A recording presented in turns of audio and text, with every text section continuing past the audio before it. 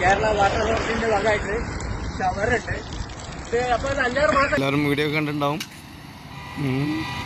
അപ്പോൾ മാസങ്ങളോളമായി ഇതിലൂടെ വെള്ളം ഒഴുകി ലീക്കായി പോയിരുന്ന ഒരു പൈപ്പ് ഇന്നിപ്പോൾ പെട്ടെന്ന് വന്ന് നന്നാക്കണ ആകൃതിയിലാണ് ഇപ്പോൾ അധികൃതരുള്ളത്.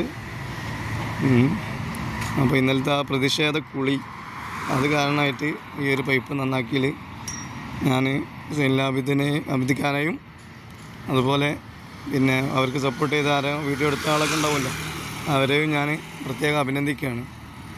എന്നു വെച്ചാൽ ഞാനും കണ്ടിരുന്നു അന്നൊക്കെ കുറേ മുമ്പ് വെള്ളം വിചാരിച്ചു കുറച്ച് ദിവസമായിരിക്കും എന്ന് വിചാരിച്ചിരുന്നു.